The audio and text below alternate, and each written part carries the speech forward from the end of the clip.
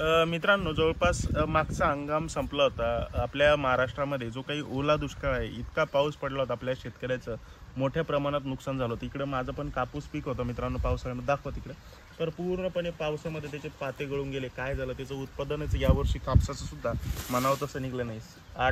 8 क्विंटलच्या वर 1 एकरामध्ये यावर्षी तर मला वाटत नाही उतार भेटल म्हणून. आणि सध्या या हंगामामध्ये इथं कांद्याचं रोप टाकलेलं आहे. तर आता खताचं डोस टाकणार होतो मित्रांनो मी कांद्याच्या रोपाला.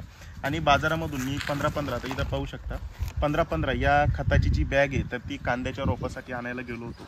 आणि अचानक मला असं माहिती पडलं की रासायनिक खताच्या ज्या किमती आहेत तर त्या तुफान वाढ किमतीमध्ये झालेली आपल्याला पाहायला मिळते.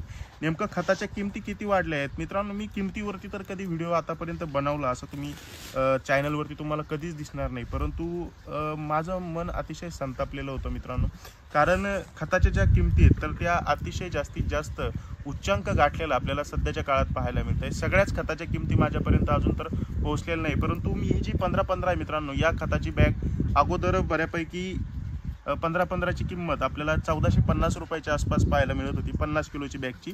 परंतु सध्या मी 1650 रुपयाला ही खत जे आहे तर ते बाजारातून आलेले आहे. त्याच्यानंतर 12-32-16 मित्रांनो अगोदर 1550ला भेटत होतं. नवीन किमती 1900 रुपयाच्या आसपास आपल्याला पाहायला मिळतील. ॲक्च्युली मला कांद्याच्या रोपाला 10-26-26 टाकायचं होतं, परंतु 10-26-26 50 किलोची जी बॅग आहे तर ती डायरेक्ट आता 2100 रुपयाला झालेली पाहायला मिळते. अगोदर तिची किंमत 1450 होती, त्याच्यानंतर 1750 झाली आणि आता डायरेक्ट 2100 रुपये आपल्याला 50 किलोच्या बॅगची किंमत पाहायला मिळते.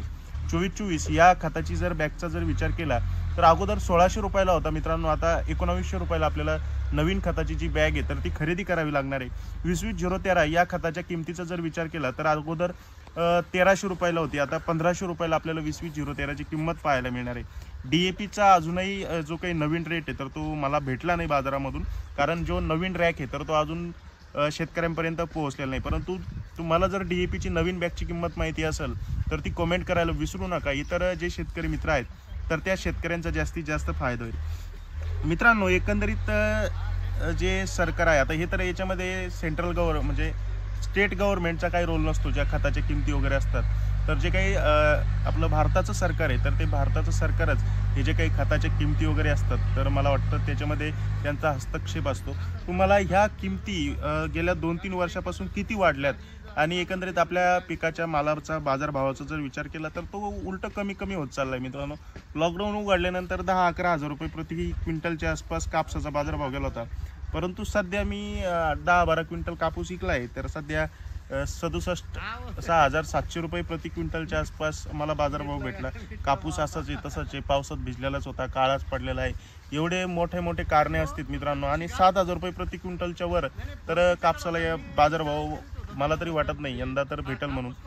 परंतु ह्या ज्या रासायनिक खताच्या किमती वाढल्या आहेत मित्रांनो त्याच्यामुळं माझं सुद्धा थोडं डोकं संतापलं होतं. मी कधीच कशाबद्दल असा व्हिडिओ बनवत नाही. परंतु तुम्हाला एकंदरीत काय वाटतंय, तुमचा अभिप्राय काय आहे खताच्या किमतीबद्दल मला खाली कमेंट करून सांगा. व्हिडिओ आवडला असला तर इतर शेतकरी मित्रांना नवीन खताचे रेट माहिती करण्यासाठी हा व्हिडिओ इतर शेतकरी ग्रुपला शेअर करा. धन्यवाद.